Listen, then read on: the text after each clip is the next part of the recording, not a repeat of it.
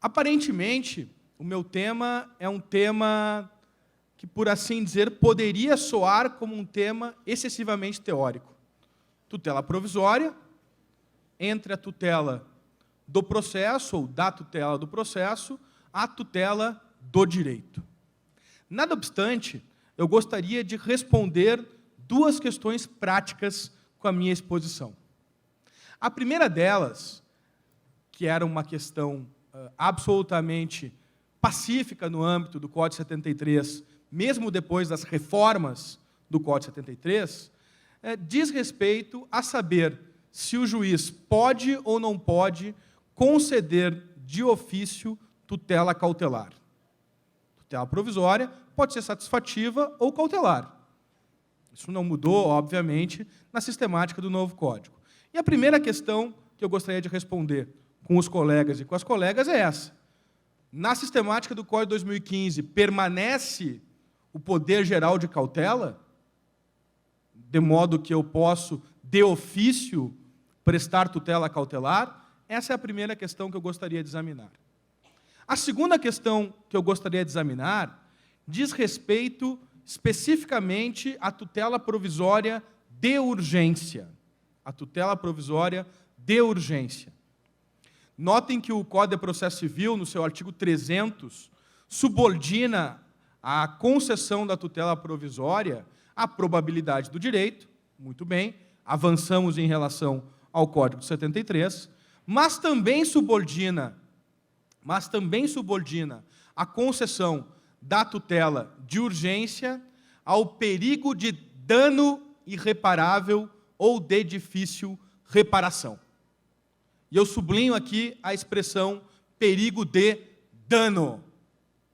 A pergunta é, será que esta expressão, que também era uma expressão que nós carregamos do Código 73, e notadamente da reforma do Código 73, é uma expressão a que se resume toda a urgência no direito brasileiro? No direito brasileiro atual? Será que nós podemos fazer uma sinonimia entre urgência e perigo de dano? Eu gostaria de também responder a essa indagação. E, obviamente, que essas duas indagações têm como pano de fundo esse quadro, este movimento da tutela cautelar, por assim dizer, a técnica antecipatória, ou da compreensão da urgência do processo cautelar visto como um processo de urgência, sem direito material, a tutela provisória do Código voltada à tutela dos direitos. A primeira questão. Todos nós sabemos que o Código 73 ele foi haurido na doutrina italiana da primeira metade do século XX. E, notadamente, do que tange a sua estrutura básica, o seu coração, nós tínhamos, basicamente, duas funções distribuídas em 3 livros. Nós temos o processo de conhecimento, tínhamos o processo de execução e tínhamos o processo cautelar, que se notabilizava por ter, ao mesmo tempo, cognição e execução. No que se diferenciava, portanto, o processo cautelar do processo de conhecimento e do processo de execução? Pela estrutura dos provimentos. O processo cautelar só tinha provimentos provisórios, ao passo que o processo de conhecimento e o processo de execução tinha provimentos definitivos. Nós implodimos esse modo de pensar o processo civil quando nós inserimos no Código de 73 a técnica da antecipação de tutela, que introduziu no processo de conhecimento provimentos provisórios, que então eram típicos do processo cautelar, que permitiam execução imediata, que então era um efeito típico do processo de execução. Nós criamos, portanto, a partir de 94, um superprocesso de conhecimento que permanece hoje na estrutura do processo de conhecimento que nós conhecemos. No entanto, o processo cautelar ele foi pensado no Código 73 não propriamente como um processo capaz de tutelar o direito material. A doutrina do Código 73 não concebia o processo cautelar como um processo capaz de tutelar o direito material. Aliás, alguns chegavam a dizer que o processo cautelar não prestava tutela ao direito e sequer prejudicava o mérito do processo de conhecimento ou do processo de execução. Todos nós escutávamos a doutrina dizer que o processo cautelar era um processo que visava a prestar tutela ao processo. Era a polizia del processo. Portanto, não incidia diretamente sobre o direito material, mas visava a proteger os provimentos de conhecimento e os provimentos de execução, a fim de que eles pudessem, em tempo apropriado, prestar tutela aos direitos. Em outras palavras, se dizia que o processo cautelar não tinha propriamente um direito material subjacente. Ele portava, para usar uma expressão quiovendiana, depois repisada por Piero Calamandrei, uma mera azione. Por que mera azione? Por que mera ação? Porque não seria acompanhada de um direito material que lhe era anterior. E eu lembro aqui que Chiovenda e Calamandrei pressupunham essa ligação muito tênue entre direito material e direito processual, entre direito subjetivo e ação. Então se chegou à construção de que o processo cautelar era um processo que se limitava a prestar tutela a outro processo. Bom, daí se seguiu a seguinte consequência. Se o processo cautelar, na verdade, é uma ferramenta que visa a dar tutela a outros processos, e compete ao juiz a condução do processo para que ele possa chegar a seus fins, nada mais consequente do que permitir que o juiz preste tutela cautelar de ofício, em entendendo que é o caso. Essa era a consequência básica a que levava esse modo de pensar. Não sendo o processo cautelar um processo voltado à tutela do direito da parte, mas voltado à tutela do direito processual, então a conclusão é: pode o juiz prestar tutela ao direito, pode o juiz prestar tutela cautelar de ofício. Muito bem. O problema, no entanto, e aqui já avançando para a resposta da primeira pergunta, é que nós começamos, em primeiro lugar, a perceber que essa concepção do Calamandrei, que essa concepção quiovendiana da mera azione, era uma concepção absolutamente infundada. E por que absolutamente infundada? Porque a nenhuma ação corresponde um direito material. A ação visa a prestação da tutela do direito que pode existir ou pode não existir. E, nesse sentido, toda e qualquer ação do processo de conhecimento, do processo de execução, ou então do falecido processo cautelar, era uma mera azione. Ou seja, não existia um elemento capaz de discriminar, a atuação do juiz. Em realidade, a atuação do juiz no processo ela é determinada aqui pelos influxos do direito material, pelos influxos da concepção que nós temos de como se devem distribuir os deveres, os poderes dos juízes e das partes no processo, no Código de 2015, a partir do marco da colaboração. Mas certamente não será determinada a partir da ideia de que no processo cautelar não há direito em jogo e no processo de conhecimento, no processo de execução, há direito em jogo. Aliás, quando a gente sai dos bancos da faculdade, ou mesmo quando a gente começa a estagiar e começa a se deparar com a vida real, a gente percebe que aquela ideia de que o processo cautelar era incapaz de causar um prejuízo jurídico à parte, não passava de uma ilusão de quem não frequentava o foro. Nada mais gravoso à parte do que ter um arresto contra si, um sequestro contra si, porque tem indisponibilizado juridicamente bem, do qual não pode mais dispor. De modo que há uma restrição à esfera jurídica da parte, mediante a concessão de uma tutela cautelar. E, obviamente, que essa restrição à esfera jurídica da parte é amparada na possibilidade de a parte ter direito à satisfação do direito em tempo apropriado. Numa história bastante comprida, nós chegamos, e para resumir essa história bastante comprida, nós chegamos à conclusão que, tecnicamente falando, não é propriamente o processo cautelar que deve ser exaltado, mas a técnica processual antecipatória que permite a realização imediata de provimentos, quer satisfativos, que nós chamamos de antecipatórios, ou antecipação de tutela, quer cautelares. Quer tendo execução desde logo para a segurança, porque eu não posso esperar, quer tendo segurança para a execução, para que eu possa, no futuro, executar.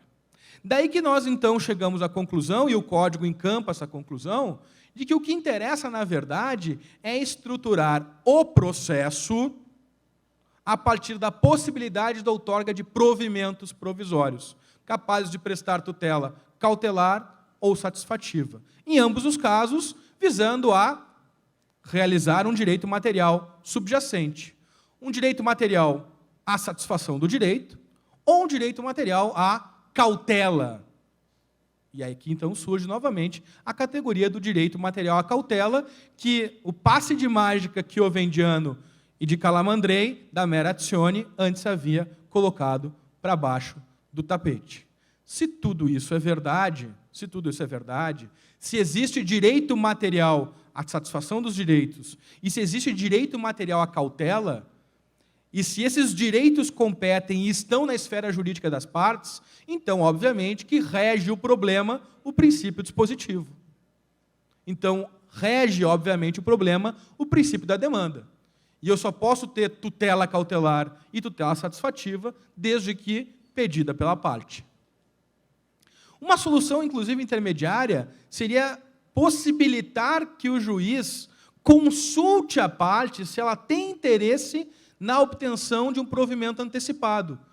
Mas aí o problema não se coloca em termos apenas de tutela cautelar, mas se coloca em termos de tutela cautelar e de tutela satisfativa. Porque a possibilidade para que o juiz consulte a parte se ela tem interesse na obtenção de uma tutela provisória não decorre da circunstância de eu ter, num caso, direito e de outro não ter direito, mas decorre da circunstância de que o processo civil brasileiro hoje é fundado na máxima da colaboração, artigo 6º do CPC. E pelo artigo 6º do CPC, que determina a colaboração do juiz para com as partes, um dos deveres básicos é o dever de diálogo. Dever de diálogo que permite esta consulta à parte para saber se ela tem ou não tem interesse na obtenção de um provimento provisório, obviamente ligado à sua própria responsabilidade. Então, a primeira questão que eu me propus examinar, nesses primeiros 10 minutos que eu tenho, diz respeito ao fato de nós termos uma transformação nessa dinâmica dos poderes e deveres das partes e do juiz, concernente à condução do processo. E a resposta é: houve uma alteração. Não pode hoje o juiz prestar tutela cautelar e não pode o juiz prestar tutela satisfativa, ambas de maneira provisória, de ofício. Nada obstante, por força do princípio da colaboração, possa haver consulta a respeito. A segunda questão que eu gostaria de trabalhar com os colegas, diz respeito ainda mais intimamente à compreensão da tutela provisória como uma técnica capaz de antecipar processualmente tutelas do direito material. E, obviamente, que isso exige a necessidade de nós vermos o processo a partir do ângulo de visão da tutela dos direitos. Notem os colegas que o legislador, no artigo 300, subordina a concessão da tutela satisfativa de urgência à alegação e prova pela parte do perigo de dano irreparável ou de difícil reparação, de modo que sugere que existe uma sinonimia entre urgência e perigo de dano. Muito bem. Isso já seria equivocado se o Código não tivesse uma disposição que eu agora vou mencionar. Mas o Código expressamente tem uma disposição que desautoriza essa sinonimia. E que disposição é essa? É o artigo 497, parágrafo único do CPC. Uma das distinções básicas para quem vê o processo civil a partir da tutela dos direitos, é a separação entre ato ilícito e fato danoso. O ato ilícito é o ato contrário a direito, que não se confunde com o fato danoso, que é um prejuízo juridicamente relevante. Eu posso ter dano oriundo de ato ilícito, e posso ter atos ilícitos que não causam dano.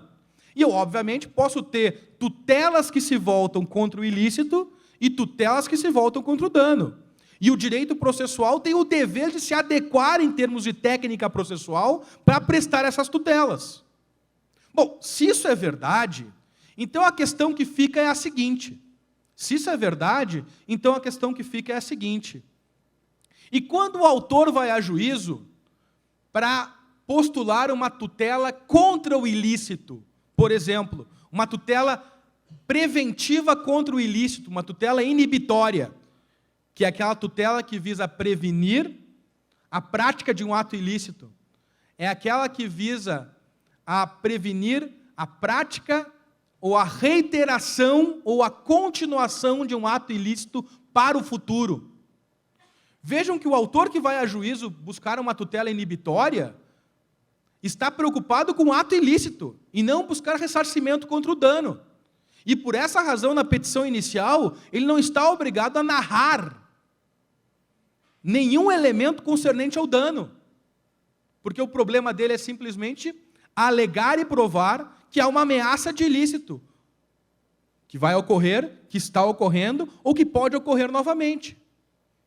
Bom, se isso é verdade, então qual é o sentido em exigir deste autor que ele prove para obter tutela provisória dano irreparável de difícil reparação?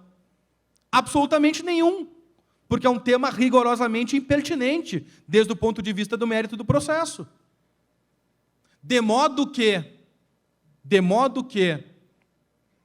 à luz da ideia de tutela preventiva contra o ilícito, à luz da ideia de tutela inibitória, abraçada no artigo 497, parágrafo único, fica absolutamente caracterizada a insuficiência do artigo 300 do CPC como um meio para prestar tutela adequada aos direitos. E o mesmo poderia dizer no que tange a tutela de remoção do ilícito, que também está no artigo 497, parágrafo único do CPC. O artigo 497, parágrafo único do CPC, ele abraça não só a tutela preventiva contra o ilícito, mas também a tutela repressiva contra o ilícito, ou seja, quando eu estou preocupado com o passado e quero remover os efeitos de um determinado ato ilícito. Mais uma vez aqui, eu não estou preocupado com o dano, e por essa razão não estou obrigado a alegar e provar dano em nenhum momento do processo para obter o quê? A procedência do meu pedido. Mais uma vez aqui, não faria o menor sentido exigir a título de tutela provisória, ou em termos de técnica antecipatória, a alegação e a prova de perigo de dano irreparável ou de difícil reparação, porque o que eu quero evitar é o quê? Eu quero, na verdade, não evitar, mas remover os efeitos de um ato ilícito. Se isso é verdade, é preciso deixar claro que o legislador se equivocou quando ele foi caracterizar a urgência capaz de prestar tutela provisória. Na verdade, o legislador deveria ter utilizado o conceito de perigo na demora, o clássico conceito de perículo in mora, porque, na verdade, a técnica antecipatória ela serve para quem não pode esperar. Para quem não pode esperar, por quê? Porque precisa de uma reparação de dano urgente. Porque senão vai sofrer um dano irreparável de difícil reparação. Ou porque irá acontecer um ato ilícito. Ou porque é imprescindível urgentemente a remoção dos efeitos do ato ilícito. Vejam, em outras palavras, que o conceito de perículo in mora, o conceito de perigo na demora, é um conceito, em primeiro lugar, puramente processual, e, em segundo lugar, suficientemente elástico para que eu possa moldá-lo tanto a partir da ideia de ato ilícito como de fato danoso. A partir daí, caracterizando o quê? Caracterizando a urgência necessária para a obtenção de uma tutela antecipada, de uma técnica antecipatória, seja para, desde logo, satisfazer um direito, seja para acautelá-lo. Obviamente, no entanto, que eu só consigo chegar a essa conclusão se eu procuro enxergar o processo e notadamente o tema da tutela provisória, não mais com os óculos da doutrina italiana da primeira metade do século XX, mas vendo o processo civil a partir da tutela dos direitos e do direito material. Muito obrigado pela atenção de vocês.